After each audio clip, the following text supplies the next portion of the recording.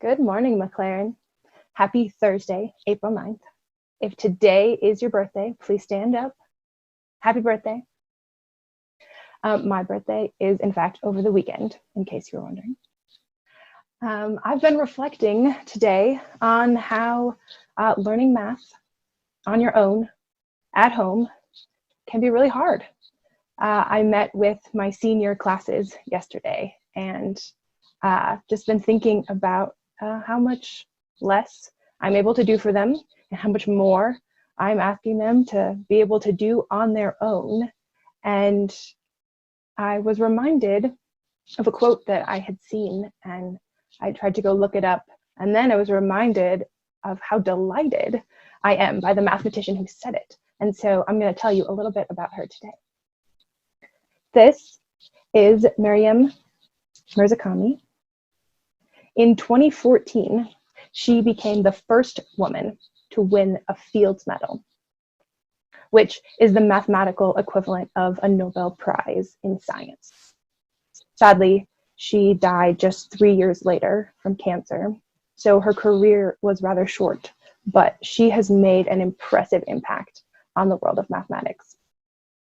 One story about her that I love comes from when she received her Fields Medal.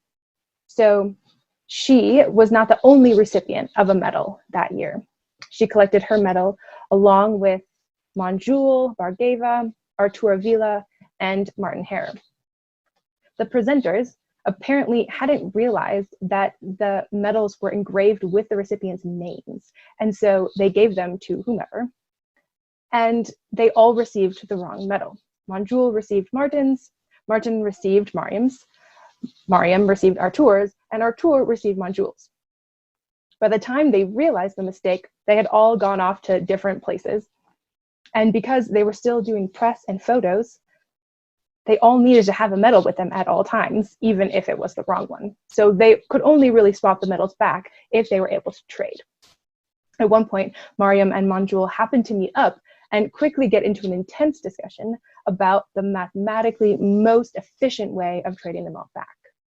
I love that while they could have been consumed by the press and their new fame in that moment, instead they were quickly consumed by the interesting mathematical question they had come up with. I also love this story because it is a great example of how doing math just kind of spilled out of Maryam, which is not to say that math was easy for her or that she didn't struggle. The work was quite messy for her, and I want to show you some of her work so you get an idea of what I mean, but I need to explain what you will be looking at.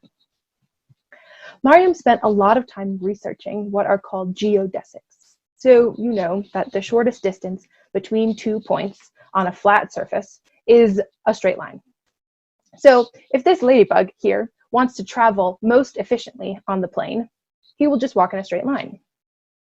But if the surface is curved, for example, the surface of a ball or a donut, then the shortest distance will not necessarily look straight. This ladybug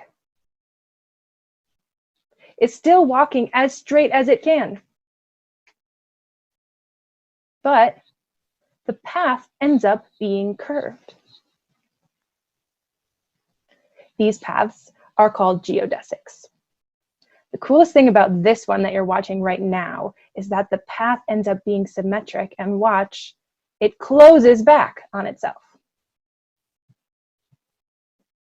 Now, as you might guess, the more holes these surfaces have, the more complicated the geodesics become.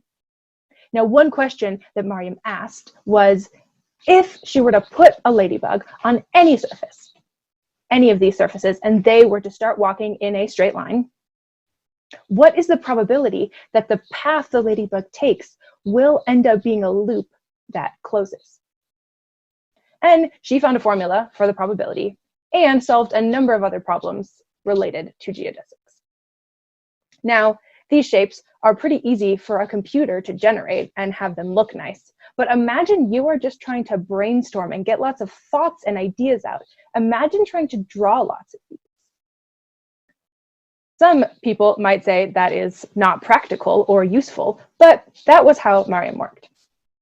One reporter noted, somehow, Maryam was able to conjure aspects of such spaces to consider, doodling on a white sheet of paper to try an idea, or remember one, or search for a new one. Only later would she transcribe her adventures in the conventional symbols of mathematics. You don't want to write down all the details, she once told a journalist, but the process of drawing sometimes helps you to stay connected. Her husband reported, so she had these huge pieces of paper on the floor and spend hours and hours drawing what looks to me like the same picture over and over again. Their daughter liked to refer to her work as painting. Now, as you might guess, trying to draw those shapes and come up with ideas about them, her work was messy and sometimes scattered. I have a couple of close-ups of her work. At one point, she said, I don't have any particular recipe for developing my new ideas. It's just like being lost in a jungle and trying to use all the knowledge you can gather to come up with some new trick. And with some luck, you might find a way out. She also said, I'm a slow thinker, and I have to spend a lot of time before I can clean up my ideas and make progress. But she adds, the beauty of mathematics only shows itself to more patient followers. When I look at her work and I read interviews with her, I am moved to revel a bit more in the messy process of learning. Maryam's work clearly was a great source of joy for her. It wasn't easy, and as you could see, it takes a lot of work, a lot of messy, complicated, trying things out to get anywhere. But she was able to find joy even in all that messiness.